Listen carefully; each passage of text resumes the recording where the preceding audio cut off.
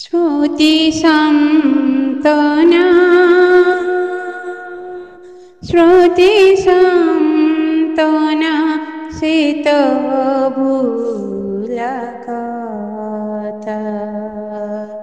श्रुतिसन्तना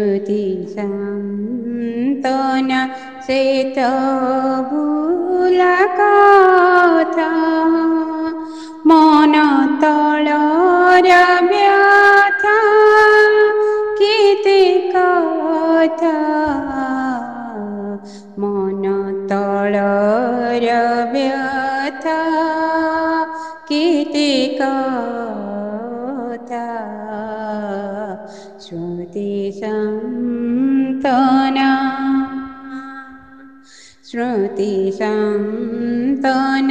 शीतभूलकथा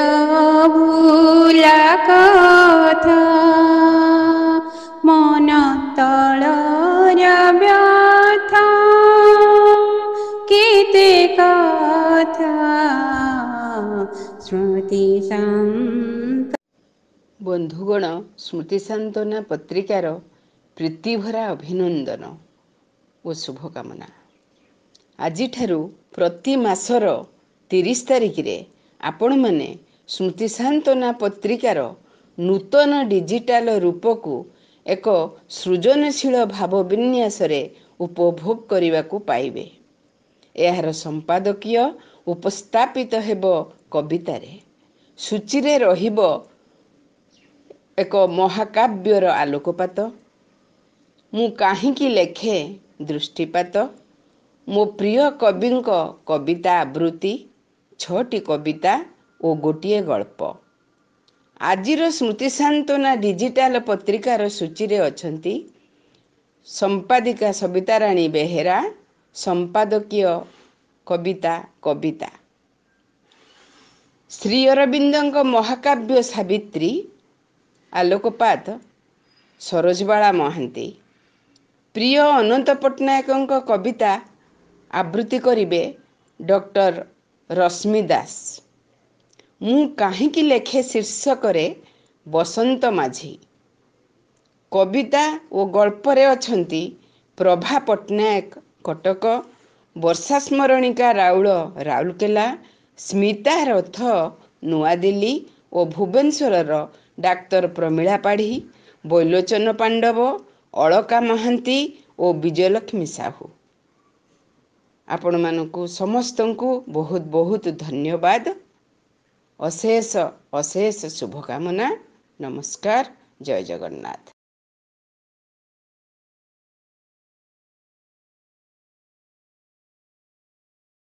नमस्कार, मु सविताराणी बेहेरा, संपादिका स्मृतिसांत्वना। मो कवितार शीर्षक कविता।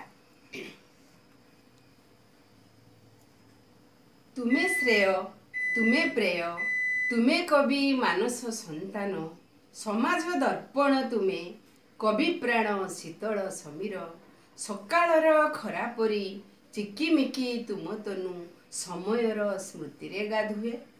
शोषकर छवि तुमे, शोषितर आंजुळाए शोष, सर्वहरार लोतक विलासीर सपनर ताज, समाजर बड़दाण्डे, समाजर बड़दाण्डे तुमे हित प्रीतिर कैबल्य, समयर रक्त नदी पारी हेबा पाई तुमे हित लक्ष्मणर शव, तुमे बन्ही जाली जल, तुमे पुणी सकाळ शिशिर, मुक्ता परी झरी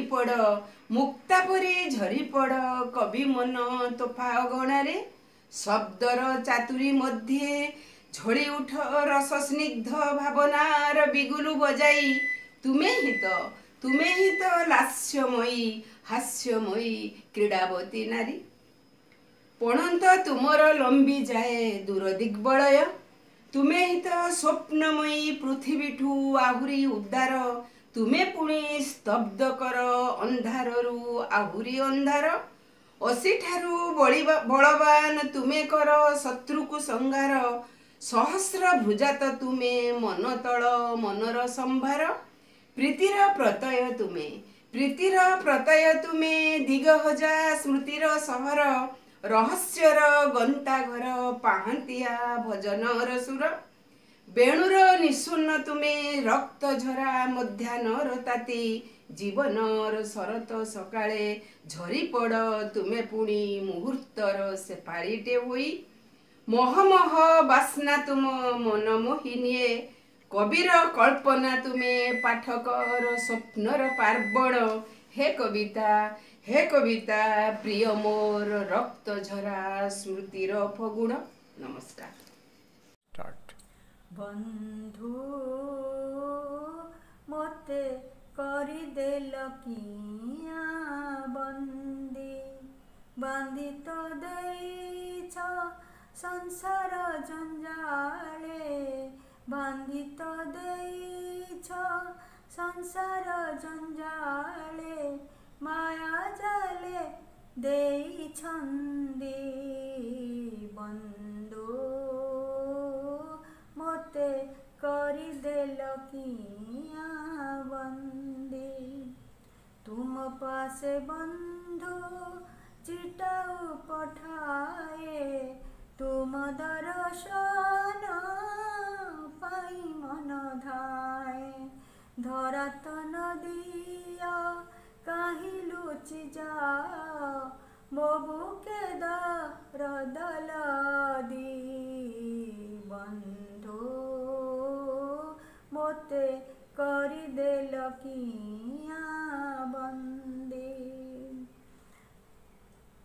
ତୁମ ପାଇଁ କେତେ ଲୁହ ମୁଁ ଝରାଏ, ତୁମରି ପରଶ ସଦା ମୁଁ ହରାଏ, ବୁଝି କି ପାରନା ମୋ ମନ ବେଦନା, ଅନ୍ତର୍ଯାମୀ ତୁମେ ଯଦି ବନ୍ଧୁ ମୋତେ କରିଦେଲ କିଆଁ ବନ୍ଦୀ। ଚକାଡୋଳା ତୁମ ଦିହାତ ବଢ଼ାଅ, ଶ୍ରୀଚରଣେ ଥରେ ମୋତେ ତୋଳି ନିଅ, ତୁମରି ପରଶ ସୁଆଦ ମୁଁ ଚାଖି, ଆଖି ଦୁଇ ଯାଉ ମୁଦି ବନ୍ଧୁ ମୋତେ କରିଦେଲ କିଆଁ ବନ୍ଦୀ। ବାନ୍ଧି ତ ଦେଇଛ ସଂସାର ଜଞ୍ଜାଳେ, ବାନ୍ଧି ତ ଦେଇଛ ସଂସାର ଜଞ୍ଜାଳେ, ମାୟା ଜାଲେ ଦେଇଛନ୍ତି ବନ୍ଧୁ ମୋତେ କରିଦେଲ କିଆଁ ବନ୍ଦୀ। ନମସ୍କାର। ଜିଜ୍ଞାସା ବା ପ୍ରଶ୍ନ।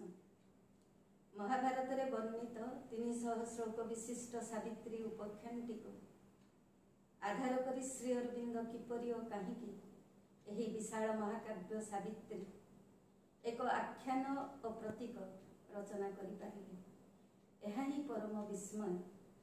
କିଛି ଏହା ଉପରେ ଆଲୋକପାତ କରନ୍ତୁ। ଉତ୍ତର।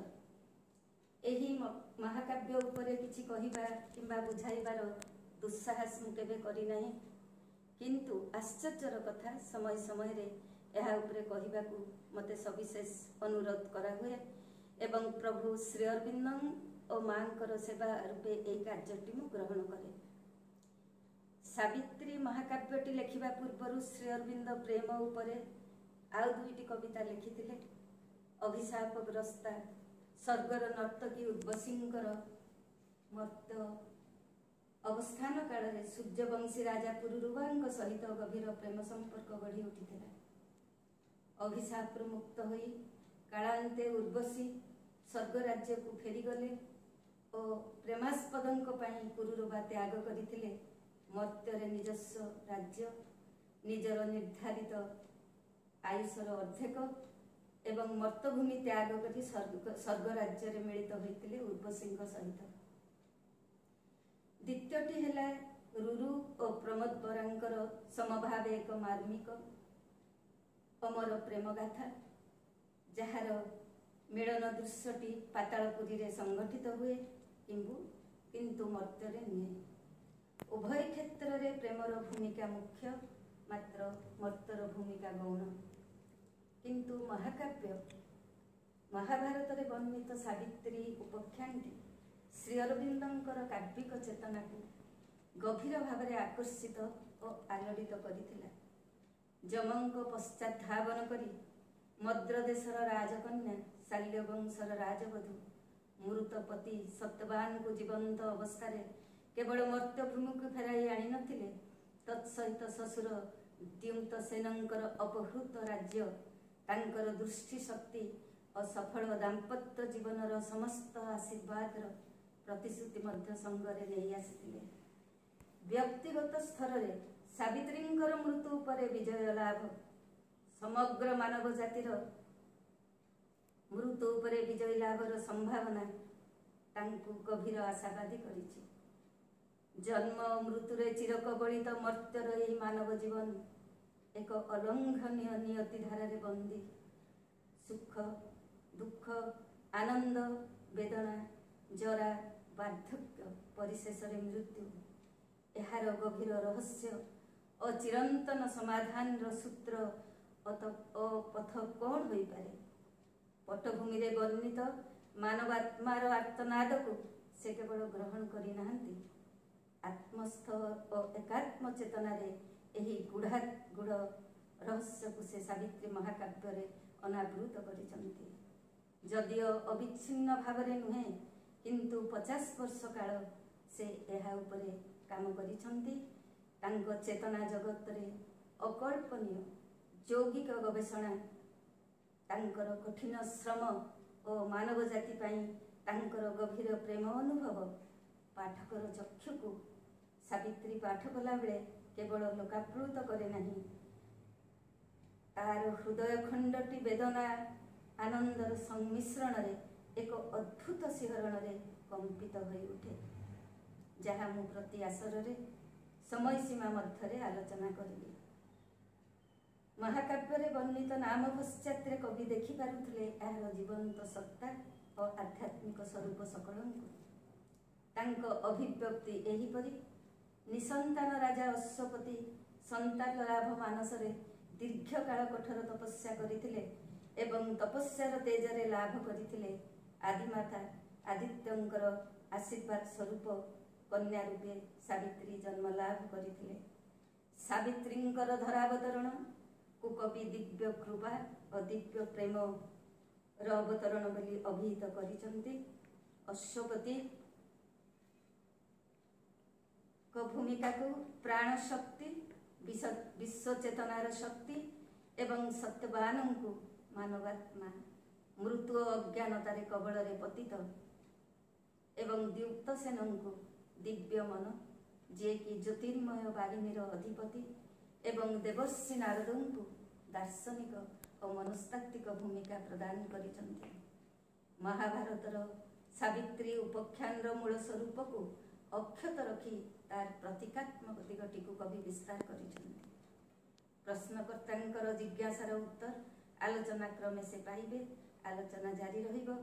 श्रोता बंधु मानकर सदिच्छा अभिप्सा एवं एकाग्रता पाई निवेदन करुछि।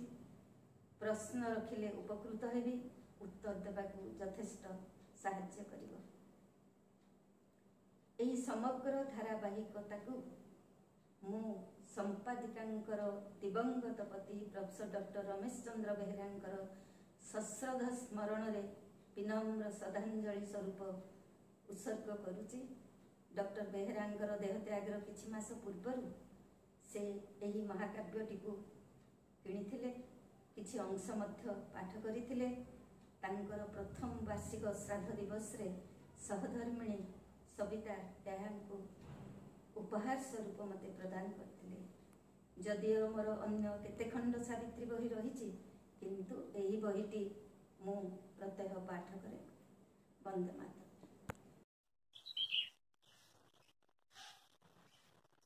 नमस्कार, मु डॉक्टर रश्मि दास। मोर प्रिय कवि अनंत पट्टनायक। कविता जागबंधन हरा। शोषण मुक्त और श्रेणीहीन समाजर सामाजिक ଓ ସାଂସ୍କୃତିକ ବ୍ୟବସ୍ଥାର ପରିବର୍ତ୍ତନ ଓ ମାନବବାଦର ଜୟଗାନ ଏ କବିତାର ଅନ୍ତଃସ୍ୱର। ଏହା ପ୍ରଥମେ ନବଯୁଗ ସାହିତ୍ୟ ସଂସଦର ପ୍ରଥମ ଅଧିବେଶନରେ ଗାନ କରାଯାଇଥିଲା ଆଉ ଏହାକୁ ପ୍ରଥମେ ଗାନ କରିଥିଲେ ଶ୍ରୀମତୀ ମାଳତୀ ଚୌଧୁରୀ। କବିତା ଜାଗବନ୍ଧନ ହରା, କବି ଅନନ୍ତ ପଟ୍ଟନାୟକ। ନୂତନ ଯୁଗର ତରୁଣ ଜାଗରେ ଜାଗବନ୍ଧନ ହରା, ବକ୍ଷ ଶୋଣିତ ଲକ୍ଷ୍ୟ ଜୀବନେ ଖେଳାଅ ଆଲୋକ ଧାରା।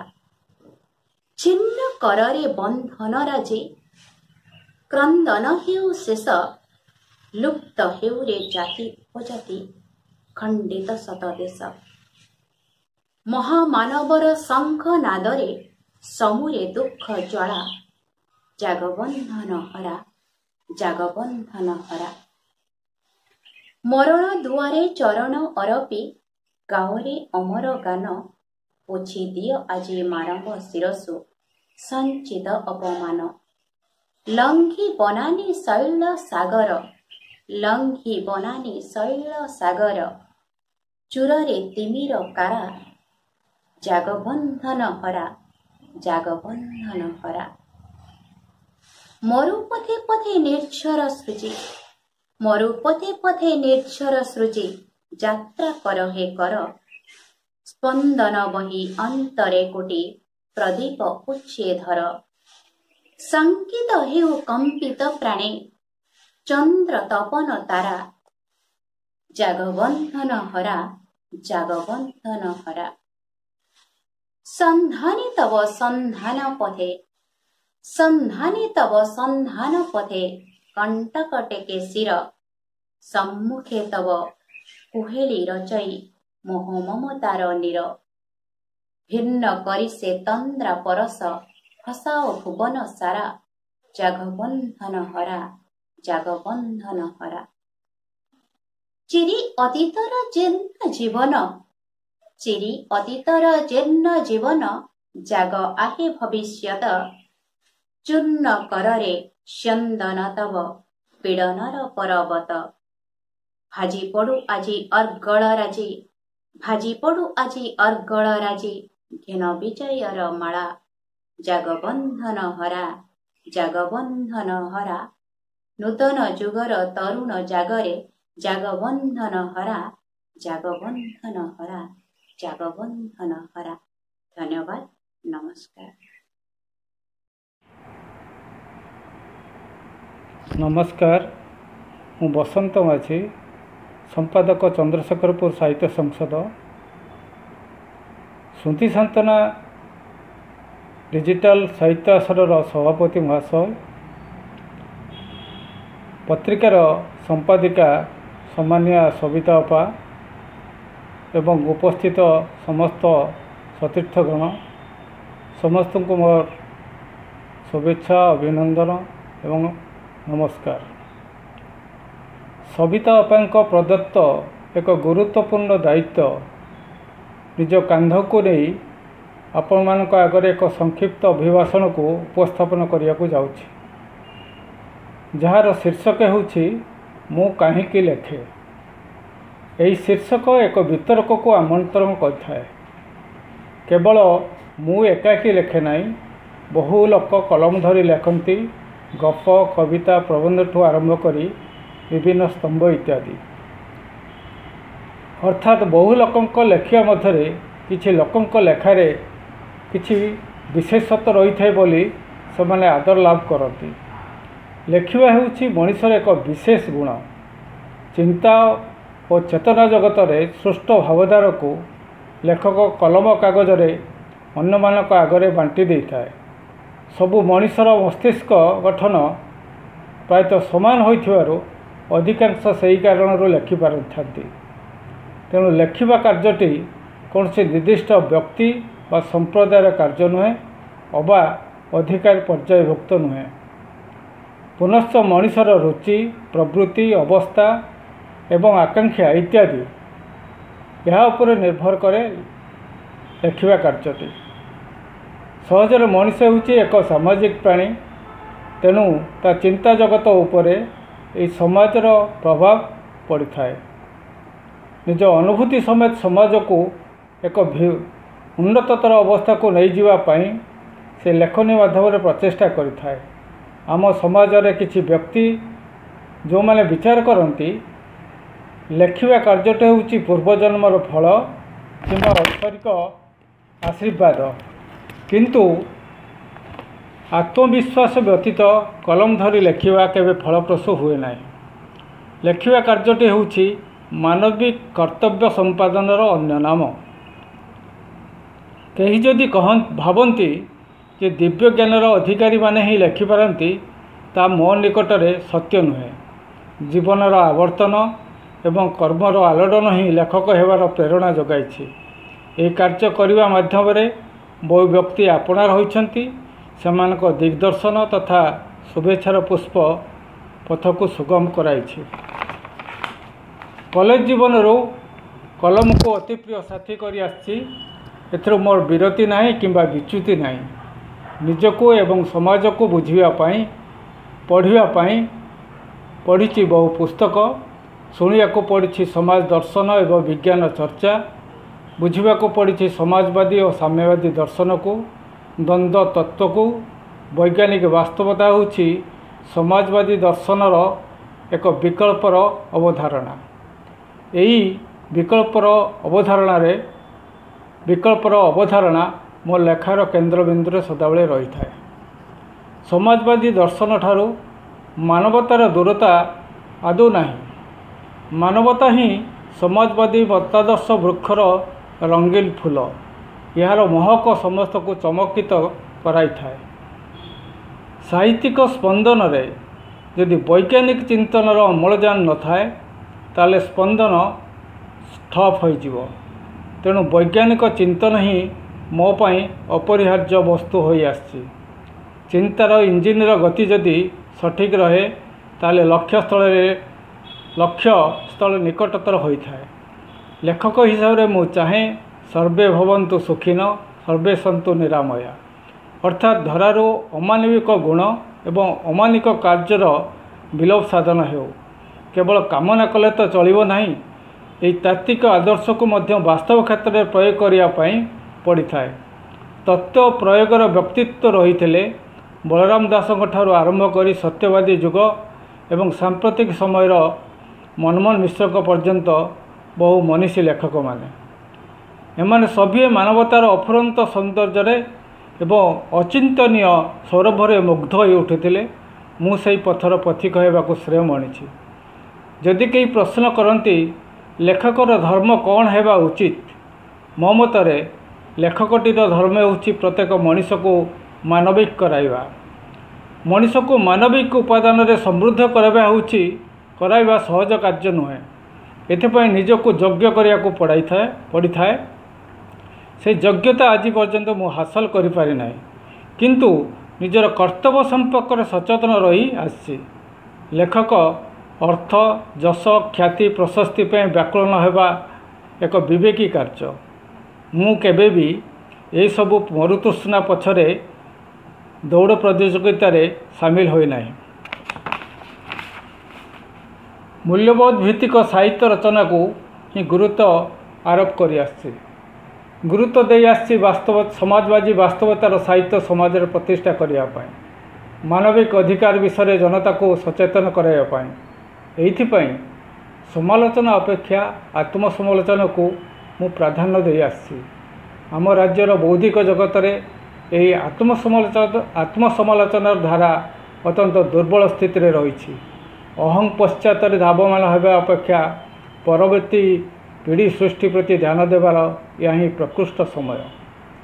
ଆମେ ଔପନିବେଶିକତାର ଶାସନରୁ ମୁକ୍ତ ହୋଇ ନିଜକୁ ସ୍ୱାଧୀନ ବୋଲି ଡିଣ୍ଡିମ ପିଟିଲେ ବି ଆମ ମନୋଜଗତ ସଂକୀର୍ଣ୍ଣ ବଳୟ ମଧ୍ୟରେ ଆତଜାତ।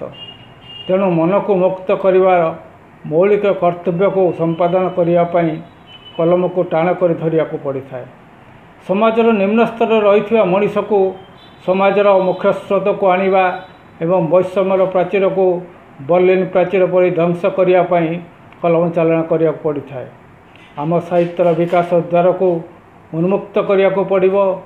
ନ୍ୟାୟର मार्गरे अविचल रहिବାକୁ पड़िବ, प्रगतिर बाहक हेबाको पड़िବ। सृष्टि पई प्रगति ही अपरिहार्य। आमको निष्पत्ति नेबाको पड़िବ, आमे सृष्टि करिबु ना अपसृष्टि करिबु। बौद्धिक तथा भौतिक जीवनर संकीर्णता को अतिक्रम करने को पड़िବ। साहित्यर खड्ग जेते तीक्ष्णता बजाय रखिपर ता सेते अधिक बलियान हो पार। संक्षेपे जो सबू प्रसंग को मु आपण मानक आगे उपस्थापन कली से सब को उपजीव्य करी मु लेखि चले। मो लेखा और विचार विचुक्ति मुक्त बा अक्षत बोली दाबी करूना। मो लेखा और विचार विच्युति मुक्त बा अक्षत बोली दाबी करूना, किंतु निवेदन करी मत अमत को विमर्श करने। नमस्कार, धन्यवाद।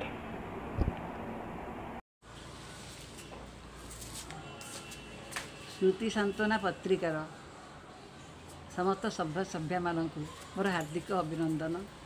विशेषकर सविता को मोर अशेष धन्यवाद, जहाँ को लगी आज ये आसर कार्यक्रम चालू रही एवं आम उपभोग करुचे।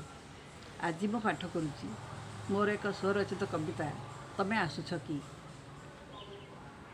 तमें आसुछ कि मो आकुल प्रतीक्षार अंत पूर्वरु, मो आकुल प्रतीक्षार अंत पूर्वरु अनुरागर दीपटी लिभिबा पूर्वरु उद्भासित आभा होई गोपन रे पोछिदेव मो अतीतर विषादर अंधकार मानकु। गोपन रे पोछिदेव मो अतीतर विषादर अंधकार मानकु।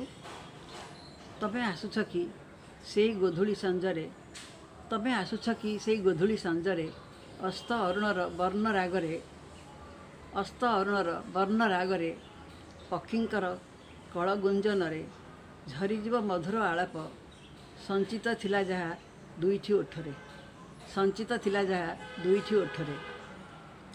तमें आसुछ कि श्रावणर निझुम वर्षारे, तमें आसुछ कि श्रावणर निझुम वर्षारे रिमझिम स्वर नहीं निर्जन राति रे आपे आपे तोलिब झंकार, आपे आपे तोलिब झंकार तंबुराम मिलन रागरे, तंबुराम मिलन रागरे। तमें आसिबो बोली, तमें आसिबो बोली साईता मौला मालती माळारू मोर झरुची महक। खुली जाउछि आपे आपे हृदयर रुद्ध द्वार, खुली जाउछि आपे आपे हृदयर रुद्ध द्वार मनर झरका। तुम आविर्भावर अनुभवरे, तुम आविर्भावर अनुभवरे हर्ष उल्लासर विमुग्ध हे चित्त, हर्ष उल्लासरे विमुग्ध हे चित्त। हजी हजी जाउछि मोर चिंता चेतना, हजी हजी जाउछि मोर चिंता चेतना। तुमे आसिब, तुमे आसिब भरीदेव हृदय रे कि एक स्निग्ध स्वीकृति, तुमे आसिब भरीदेव हृदय रे कि एक स्निग्ध स्वीकृति। करदेव सुंदर शून्य मते, करदेव सुंदर शून्य मते निस्पंद करिम मुहूर्त, निस्पंद करिम मुहूर्त। एकात्म और एकनिष्ठतारे, एकात्म और एकनिष्ठतारे सुसुप्तिर स्वर अतिक्रमी, सुसुप्तिर स्वर अतिक्रमी पाइबि तुम देखा, पाइबि तुम देखा। अपूर्व चिन्मय आनंद, अपूर्व चिन्मय आनंद। जय जगन्नाथ। स्मृति सांत्वनार समस्त श्रोता बंधु और दर्शक मानकु मो वर्षा स्मरणिका राउलर नमस्कार। मोर कवितार शीर्षक डेणा। जीवन आकाश अति मुक्त मनोरम, आशार इंद्रधनु रे रंगीन ता दिग्बलय ओठ। किंतु केजाणी काहींकि नाही विहंगर मधुर काकली। कुनी कुनी पिलांक छवि बहिर विहंग से नुहे, जी खाली उड़ीबार अभिनय करुथाए एक निर्दिष्ट पृष्ठारे। अथच सी एक विजयिनी चढ़ईटे, जी दिन राति डेणा झाड़ू थाए भोक उपासरे झाटीमाटी घर अगणारे। से एक आशार आलोक, ममतामयी झरणार कळकळ नाद, पुणी प्रेमर पवित्र उष्णता। किंतु आकाशर खोला पवन रे से झुलुथाए पुरुषर मनगढ़ा पंजुरी भितरे मुकती आशारे। एबे पंजुरीर द्वार खोली देवा बेड़। आस आस नग्रजने ता छाती रे भरी देवा क्रांति और मुक्तिर संगीत। ଖୋଲିଦେବା ପଞ୍ଜୁରୀର ଦ୍ୱାର, ଅଗ୍ନିର ଡେଣା ଝାଡ଼ି ଉଡ଼ି ଯାଉ ସିଏ, ସବୁ ବାଧା ସ୍ମୃତି ସାନ୍ତ୍ୱନାର କର୍ମକର୍ତ୍ତାମାନଙ୍କୁ ମୋର ଆନ୍ତରିକ ଧନ୍ୟବାଦ। ମୋର କବିତାର ଶୀର୍ଷକ ସାରା ରାତି। ଗୋଟେ ରାତି ଏମିତି ବିତିଲା, ମଝିରେ ଗୋଟେ ନଈ, ଏ କୂଳରେ ମୁଁ ଓ ଆର କୂଳେ କାହାର ଛାଇଟିଏ ଥିଲା। ଏମିତି ଗୋଟେ ନଈ ସବୁ ବିଶ୍ୱାସକୁ ଓଦା କରିଦେଲା। ଦେବଦେବ ବୋଲି ଆଞ୍ଜୁଳା ଭର୍ତ୍ତି ସେପଟରେ କେହି ଜଣେ, ଏପଟରେ ଖାଲି ହାତରେ ମୁଁ, ମଝିରେ ବିଯୁକ୍ତ ଚିହ୍ନ ହେଇ ନଈ ବହୁଥିଲା। ସାରା ରାତି ଏମିତି ବିତିଲା, ଗୋଟେ ଦୀର୍ଘଶ୍ୱାସକୁ ଆମେ ଡେଇଁପାରିଲୁ ନାହିଁ। ସେମିତି ଅଚିହ୍ନା ରହିଗଲୁ, ଗୋଟେ ପଟେ ମୁଁ ଓ ଆରପଟେ ସେଇ ଯେଉଁ ଛାଇ। ରାତି ପାହିଲା ବେଳକୁ ଫୁଙ୍ଗୁଳା ଦେହରେ ଠିଆ ହେଇଛି ମୁଁ। ନଈ ଫଇ କିଛି ବି ନଥିଲା, ଛାଇ ମୋର ଶରୀରକୁ ଫେରି ସାରିଥିଲା। ଭୋର ପବନରେ ନା ଅଜଣା ଫୁଲଟିର ବାସ୍ନା ଲାଖିଥିଲା। ସାରା ରାତି ଏମିତି ବିତିଲା। ଧନ୍ୟବାଦ। ଜୟ ଜଗନ୍ନାଥ। ମୁଁ ସ୍ମିତା ରଥ ଆପଣମାନଙ୍କୁ ମୋର ଭକ୍ତିଭୂତ ପ୍ରଣାମ ଜଣାଉଛି। ମୁଁ ଗୋଟେ କବିତା ଲେଖିଛି। ମୋ କବିତାର ଶୀର୍ଷକ ତୁମ ପଦେ ଏହି ଅଳି। କରୋନା ସମୟରେ ସେଇ ବିଶ୍ୱ ନିୟନ୍ତ୍ରଣଙ୍କ ପାଖରେ ମୋର ଗୋଟେ ଛୋଟ ଅଳି। କବିତାର ନାଁ ତୁମ ପଦେ ଏହି ଅଳି।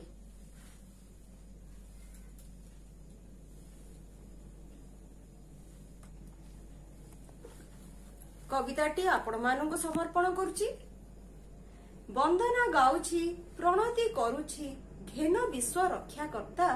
ବନ୍ଦନା ଗାଉଛି, ପ୍ରଣତି କରୁଛି, ଘେନ ବିଶ୍ୱ ରକ୍ଷାକର୍ତ୍ତା। ତୁମର ଆଶିଷ ମହକ ସୁବାସ, ଜୀବନର ପ୍ରାଣକର୍ତ୍ତା, ଘେନ ବିଶ୍ୱ ରକ୍ଷାକର୍ତ୍ତା। ତୁମେ ତ ସଂସାର ଅକ୍ଷୟ ଅସାର, ଆରମ୍ଭରୁ ତୁମେ ଶେଷ, ଶେଷରୁ ଆରମ୍ଭ ଜଗତ ସ୍ୱୟମ୍ବ। ଲୀଳା ଖେଳା ଆଉ ବେଶ, ଆରମ୍ଭରୁ ତୁମେ ଶେଷ। ନୟନ ଯୁଗଳେ ପ୍ରେମର ପାଗଳେ, ମିଶିଯାଏ ଭକ୍ତ ଏକା। ଅଧର ହସର ଚାହାଣି ବଙ୍କାର, ଭକ୍ତି ରସ ପାଇଁ ଥକା, ମିଶିଯାଏ ଭକ୍ତ ଏକା। ଭକ୍ତର ଠାକୁର ତୁମେ ବି ଭକ୍ତର, ନିରନ୍ତର ଠାବ ଛାଡ। କରୁଣା ତୁମର ବର୍ଷର ଆଷାଢ, ରଥଯାତ୍ରା ବାଟ ଛାଡ, ନିରନ୍ତର ଠାବ ଛାଡ। ଉତ୍କଳ ଭାରତ ତୁମର ସବୁତ, ଉତ୍କଳ ଭାରତ ତୁମର ସବୁତ। ରକ୍ଷାକର୍ତ୍ତା ସବୁ ପାଇଁ, ଧରଣୀ ଆକାଶ ସବୁଠି ପ୍ରକାଶ। ବିଶ୍ୱକର୍ତ୍ତା ସେଥିପାଇଁ, ରକ୍ଷାକର୍ତ୍ତା ସବୁ ପାଇଁ। ଦୟାର ସାଗର ଭରିଛ ସବୁର, ଭକ୍ତି ପ୍ରେମ ନିରନ୍ତର। କରୁଣା ତୁମର ଥାଉ ଯେ ଅଚିର, ପ୍ରଣାମଟି ଘେନ ମୋର, ପ୍ରଣାମଟି ଘେନ ମୋର। କରାଳ କରୁଣା କରିଛି ଖେଳନା, ଜୀବନଟି ମଣିଷର। କରାଳ କରୁଣା କରିଛି ଖେଳନା, ଜୀବନଟି ମଣିଷର। ନିୟମ ମାନିବା ପାଳନ କରିବା, ମୁକୁଳିବା ସେହି କ୍ଷଣ, ମୁକୁଳିବା ସେହି କ୍ଷଣ। ଗଛଟେ ପୋତିବା ସବୁଜ କରିବା, ଧରିତ୍ରୀର ଧରା ଦେଶ। ଗଛଟେ ପୋତିବା ସବୁଜ କରିବା, ଧରିତ୍ରୀର ଧରା ଦେଶ। ରଖିବା ସାଇତି ସମସ୍ତ ପ୍ରକୃତି, ସନ୍ତୁଳିତ ପରିବେଶ, ସନ୍ତୁଳିତ ପରିବେଶ। ପ୍ରକୃତି ରାଣୀର ଓଢ଼ଣୀ ସୁନ୍ଦର, ପ୍ରକୃତି ରାଣୀର ଓଢ଼ଣୀ ସୁନ୍ଦର। ବିଛାଇବା ଆମ ପାଇଁ, ଘୋଡାଇ ରଖିବ କରୋନା ତଡ଼ିବ। ଜୀବନର ରକ୍ଷା ପାଇଁ, ବିଛାଇବା ଆମ ପାଇଁ। ବିଶ୍ୱର ନିୟନ୍ତ୍ରା ସବୁର ସେ କର୍ତ୍ତା। ତୁମ ପଦେ ଏହି ଅଳି, ପ୍ରକୃତି ସଜାଡ଼ି କରୋନାକୁ ତଡ଼ି, ଦିନ ଯାଉ ହସି ଖେଳି। ପ୍ରକୃତି ସଜାଡ଼ି କରୋନାକୁ ତଡ଼ି, ଦିନ ଯାଉ ହସି ଖେଳି। ତୁମ ପଦେ ଏହି ଅଳି, ତୁମ ପଦେ ଏହି ଅଳି, ତୁମ ପଦେ ଏହି ଅଳି। ଜୟ ଜଗନ୍ନାଥ।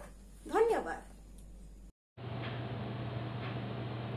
ଶ୍ରୁତି ସାନ୍ତନା ପତ୍ରିକାର ସମ୍ପାଦିକା ଶ୍ରୀମତୀ ସବିତାରାଣୀ ବେହେରାଙ୍କୁ ଅଶେଷ ଧନ୍ୟବାଦ ମୋତେ ଏହି ଆସରରେ କବିତା ପାଠ କରିବାର ସୁଯୋଗ ଦେଇଥିବାରୁ। ମୁଁ ଶ୍ରୀମତୀ ଅଳକା ମହାନ୍ତି ସମସ୍ତ ସାରସ୍ୱତ ସାଧକ ସାଧିକା ଓ ଶ୍ରୋତାଙ୍କୁ ବିନମ୍ର ନମସ୍କାର। ପ୍ରତ୍ୟେକ ଜୀବର ହୃଦୟରେ ଅପ୍ରକାଶିତ ଭାବରେ ଯେଉଁ ସତ୍ତା ନିହିତ, କେବଳ ଅନୁଭବରେ ଜଡ଼ିତ, ସେହି ପ୍ରେମ ହିଁ ଈଶ୍ୱର, ନିରାକାର ଭାବରେ ବ୍ୟାପ୍ତ ସାରା ସଂସାରରେ। ହୃଦୟର ଏହି ପ୍ରେମ ଭାବନାର ଅଭିବ୍ୟକ୍ତି ଈଶ୍ୱର ସମର୍ପିତ ହୋଇ ଆସେ ଅନେକ ରୂପରେ। ସେହି ଅନୁଭବର କବିତା କବିତାର ଶୀର୍ଷକ ସଖା। ହୃଦୟର ଏହି ପ୍ରେମ ଭାବନାକୁ ଭାବି ଯଦି ଭଗବାନ ସାକ୍ଷାତରେ ତୁମେ ଉପସ୍ଥିତ ପ୍ରଭୁ ଭାବ ପ୍ରୀତି ମୋର ଘେନ। ସାକ୍ଷାତରେ ତୁମେ ଉପସ୍ଥିତ ପ୍ରଭୁ ଭାବ ପ୍ରୀତି ମୋର ଘେନ।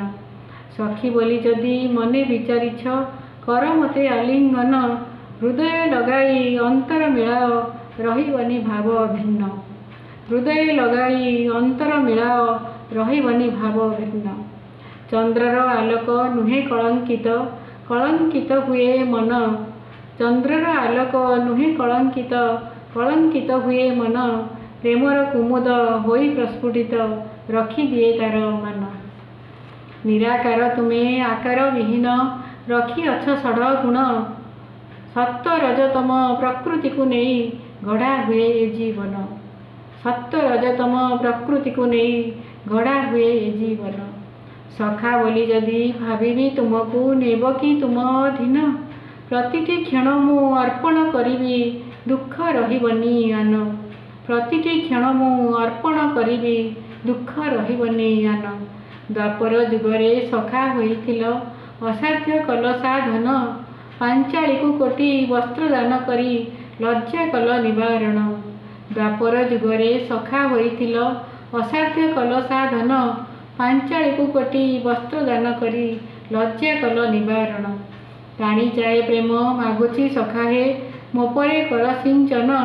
ମାଗୁ ନାହିଁ ଧନ ଦରବ ପ୍ରଭୁ ହେ ତୁମ ବିନା ଏହି ପ୍ରାଣ। ମାଗୁ ନାହିଁ ଧନ ଦରବ ପ୍ରଭୁ ହେ ତୁମ ବିନା ଏହି ପ୍ରାଣ। ଧନ୍ୟବାଦ। ନମସ୍କାର, ଜୟ ଜଗନ୍ନାଥ। ମୁଁ ବିଜୟଲକ୍ଷ୍ମୀ ସାହୁ।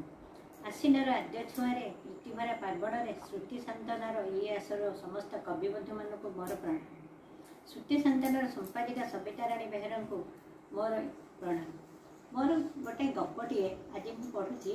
ଏଇଟା ହେଉଛି ଏ ଜନ୍ମର ଋଣ ଶୁଝି ପାରିବିନି। ଗପ ହେଲେ ବି କଥାଟି ସତ। ବର୍ଷାର ଗତିବିଧି ଜଣା ନାହିଁ। କଳାହାଣ୍ଡିଆ ମେଘ ଘୋଟେଇ ଆସିଲାଣି। ରେଣୁ ଛୁଆ ଦୁହିଁକି ଧରି କଲିକତା ଷ୍ଟେସନରେ ଗାଡ଼ି ରହିବା ମାତ୍ରେ ଓହ୍ଲାଇ ପଡ଼ିଲା। ବ୍ୟାଗ୍ଟିକୁ ଜଣକ ସାହାଯ୍ୟରେ ତଳକୁ କାଢ଼ି ପ୍ଲାଟଫର୍ମରେ ଠିଆ ହୋଇ ଚାରିଆଡ଼କୁ ଚାହୁଁଥାଏ। ଏତେ ବଡ଼ ସହରରେ ସେ ଯିବ କୁଆଡ଼େ ଜାଣିନି। ତଥାପି ତା ସ୍ୱାମୀ ରମେଶ ତାକୁ ଫୋନ୍ କରି କହିଥିଲେ, ତୁ ପୁଅକୁ ଧରି ହାଓଡ଼ା ଷ୍ଟେସନରେ ବସିଥିବୁ, ମୁଁ ଯାଇ ନିଶ୍ଚୟ ପହଞ୍ଚିବି। ହେଲେ ତରତରରେ ପଡ଼ି ଆସିଛି, ଫୋନ୍ଟି କେଉଁଠି ପଡ଼ିଯାଇଛି। ଆସିଲା ବେଳେ ତା'ର କେଉଁ ଜିନିଷ ପ୍ରତି ନଜର ନଥିଲା। କେମିତି ତା ସ୍ୱାମୀ କଥାରେ ଯାଇ ଠିକ୍ ଜାଗାରେ ପହଞ୍ଚିବ ଏବଂ ରମେଶ ସାଙ୍ଗରେ ଦେଖା କରିବ, ତା'ର ଏହା ହେଲା ତା'ର ପ୍ରତୀକ୍ଷା। ସେ ପିଲାକୁ ଧରି ଚାଲି ଚାଲି 10 କିଲୋମିଟର ବାଟ ଆସିଛି, କଷ୍ଟମଷ୍ଟେ ପହଞ୍ଚିଗଲା। ତଥାପି ସେ ଜାଣିପାରୁନି ରାସ୍ତା ସରିଲା କି ନାହିଁ। ରାସ୍ତାରେ ପାଖରେ ଗୋଟିଏ ଆସି ବରଗଛ ପାଖରେ ପହଞ୍ଚିଲା। ସେ ମନକୁ ମନ ଭାବୁଥିଲା, ବାହାଘର 6 ବର୍ଷ ଭିତରେ 4 ବର୍ଷ ହେଲା ରମେଶ ସହ ଦେଖା ହୋଇନି। ଦୀର୍ଘ ଦିନର ବ୍ୟବଧାନ ପରେ ଆଜି ରମେଶକୁ ଦେଖିବି। ପୁଅ ବି ତା'ର ବାପା ସହ ହସ ଖୁସିରେ ସମୟ କଟେଇବ।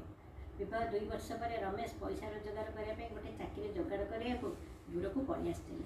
ତଥାପି ସିଏ ବି ହାରିଯାଇନି। ସିଏ ଅଙ୍ଗନବାଡ଼ିରେ କାମ କରିବା ପାଇଁ ନିଜେ ଯାଇ ଛୁଆକୁ ଧରି ରହିଛି।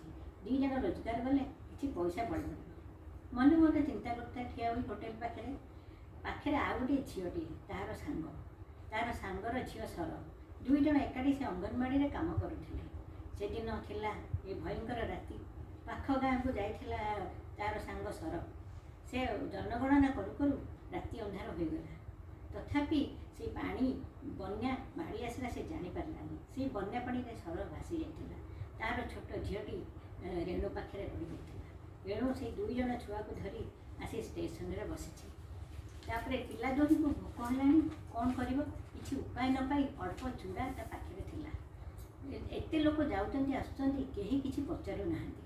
ସେ ବାଧ୍ୟ ହୋଇ ସେ ଗିନାରୁ ଚୁଡ଼ା 2ଟି କାଢ଼ି 2 ପିଲାଙ୍କୁ ଦେଲା ଖାଇବାକୁ ଦେଇଛି। ଏଣେ ତା ପୁଅଟି ଠୁ ଠୁ କରି ଫିଙ୍ଗିଲା। ସେ ଭାବିଲା, ଚୁଡ଼ା ପାଣି କେମିତି ଖାଆନ୍ତା ଛୋଟ ଛୁଆଟା, ତା ପାଟି କ'ଣ ଭଲ ଲାଗିବ? ମନକୁ ମନ ନିଜକୁ ନିଜେ ଗାଳିଥିଲା। ତାପରେ ସେ ଏକଥା ଶୁଣି ରେଣୁର ଜଣେ ସାଙ୍ଗ ସେଇ ବାଟେ ଯାଉଥିଲେ। ସେ ଧାଇଁ ଆସିକିରି କହିଲେ, କ'ଣ ହେଲା, ପିଲାଟାକୁ କାହିଁ ମାରୁଛୁ? ମାନେ ତୁ ଏଇ ଗାଁର ଝିଅଟି? ସେ କହିଲା, ହଁ ମୁଁ ଏଇ ଗାଁର ଝିଅ। ସେ ତାକୁ ସାହାଯ୍ୟ କରିବାକୁ ଆଗେଇ ଆସିଲେ। ରେଣୁ ଦେଖିଲା କ'ଣ କରିବ, ସେଠି ଏପଟ ସେପଟ ହେଉଥାଏ। ତେଣୁ ସାହାଯ୍ୟକାରୀ ଜଣକ ତାକୁ କହିଲେ ତୁ ବାଟରେ ଥା, ମୁଁ ଏଇଠି ବସିଥା, ମୁଁ ଦେଖୁଛି ଜଣେ ଗାଡ଼ି ଧକ୍କା ହେଇକିରି ଆକ୍ସିଡେଣ୍ଟରେ ଜଣେ ଲୋକ ଏକ୍ସପାର୍ଟ କରିଯାଇଛନ୍ତି, ମରି ଯାଇଛନ୍ତି, ମୁଁ ତାଙ୍କୁ ଯାଉଛି ଆଣିବାକୁ। ସେ ନର୍ସ ଥିଲା। ତାପରେ ରେଣୁ ଗାଡ଼ି ଧକ୍କା ଶୁଣି ତାର ମୁଣ୍ଡ ଖରାପ ହେଇଗଲା। କ'ଣ କରିବ? ସିଏ ସେଇ ଯେଉଁ ନର୍ସ ତାର ସାଙ୍ଗ ମୁନୁ ସାଙ୍ଗରେ ଯାଇ ଦେଖିଲା ଯେ ଗାଡ଼ି ପାଖରେ ରମେଶ ବସିଛି, ତା ପାଖରେ ଗୋଟିଏ ଛୋଟ ପିଲା ବସିଛି, ସେ ତାର ସେବା କରୁଛି। ଆଉ ଗୋଟିଏ ଲୋକ ଯାଇଛନ୍ତି ପାଣି ଆଣିବାକୁ। ସେ ପିଲାଟି କହିଲା ଜଣେ ଲୋକ ମୋତେ ଜଗି ଦେଇ ଯାଇଛନ୍ତି, ମୁଁ ପାଣି ନେଇକି ଆସିବେ, ସେ ପାଣି ଆଣି ସାରିଲେ ମୁଁ ପଳେଇବି। ସେ ପିଲାଟି ପଳେଇଗଲା। ତାପରେ ରମେଶ ପାଖରେ ଯେଉଁ ଲୋକଟି ଥିଲା ତା ନାଁ ଗୋବିନ୍ଦ। ଦୁଇ ଜଣ ଯାକ କାମ କରୁଥିଲେ। ସେମାନେ ଦେଖିଲେ ଯେ କହିଲେ କି ଆଜି ଗାଡ଼ି ଧକ୍କା ହେଇଯାଇଛି, ଆମେ କେମିତିକା ବଞ୍ଚିବୁ ସେଇ ବିଷୟରେ ସେ ଚିନ୍ତା କରି ପାଖ ଜାଗାରେ ଯାଇ ଗୋଟିଏ ଜାଗାରେ ବସିଥିଲେ ଦୁଇ ଜଣ। ରେଣୁ ତାଙ୍କୁ ଯାଇକରି ଦେଖିଲା ଯେମିତି ପୁରା କାନ୍ଦି କାନ୍ଦି ନୟାନ୍ତ ହେଇଗଲା। କହିଲା ତମେ ଏଠି ବସିଛ, ମୁଁ ଗାଡ଼ି ଧକ୍କା ହେଇଛି ଶୁଣୁଛି କିନ୍ତୁ ଆସିପାରୁନି, ଯାହା ହଉ ଭଗବାନ ମୋତେ ଆଣି ଏଠି ପହଞ୍ଚେଇ ଦେଲେ। ଏଇ ମୋ ସହ ଏଇ ଯେଉଁ ଝିଅଟି ଅଛି ସେ ପିଲାଟି ମୋ ସାଙ୍ଗର ଝିଅ। ଦେଖ ଏ ପିଲାଟି କେଡ଼େ ନିରୀହ ଛୋଟ ଛୁଆଟିଏ, ମୁଁ ତାକୁ ଧରିକି ଆସିଛି। ଏଇ ସମୟରେ ଗୋବିନ୍ଦ କହିଲା ଏଇ ଝିଅଟି କିଏ? ସିଏ ସରର ସବୁ କଥା କହିଲା। କହୁ ବନ୍ୟା ଆସିବା କଥା କହି ସରକୁ ନିଶ୍ଚୟ ସର ବନ୍ୟାରେ ହଜିଯାଇଛି, ଆଉ ତାକୁ ମୁଁ ପାଉନି, ଆଉ ଏଇ ଝିଅଟିକୁ ନେଇକି ପଳେଇ ଆସିଲି। ଏମିତି କଥା ହେଇ ଦୁଇ ଜଣ ଯାକ ଯେମିତି କହିଲେ ତୁ ସରର ଫଟୋ ରଖିଛୁ? ରେଣୁକୁ ପଚାରିଲେ। ରେଣୁ କହିଲା ହଁ, ଆମ ଅଙ୍ଗନବାଡ଼ିରେ ଯେଉଁ ଫଟୋଟି ଥିଲା ସେ ଫଟୋଟି ମୁଁ ଦେଖାଉଛି। ସେ ଫଟୋଟି ଦେଖେଇଛି। ଗୋବିନ୍ଦ ତାକୁ ଚିହ୍ନି ପାରିଲା। ଚିହ୍ନିପାରି କହିଲେ ଏଇ ହେଉଛି ମୋ ସ୍ତ୍ରୀ ସର, ଇଏ ହେଉଛି ମୋ ଝିଅ। କହି ରେଣୁ ଗୋଡ଼ ତଳେ ପଡ଼ିଗଲା। ଏ ଜନ୍ମର ଋଣ ମୁଁ ତମର କେମିତି ଶୁଝିବି କହି କାନ୍ଦି କାନ୍ଦି କହୁଥାଏ, ମୁଁ ଏଇ ଝିଅଟିକି ପାଇଲି, ଯଦି ଭଗବାନ କରିବେ ନିଶ୍ଚୟ ମୁଁ ମୋର ସ୍ତ୍ରୀକି ଖୋଜି ପାଇପାରିବି। ଏମିତି ଦୁଇ ବନ୍ଧୁ ପୋଡ଼ାପୋଡ଼ି ହୋଇ ରହିଲେ। ତାପରେ ରେଣୁ କହିଲା ଚାଲ ଆମେ ଗାଁରେ ରହି ନିଜେ ନିଜର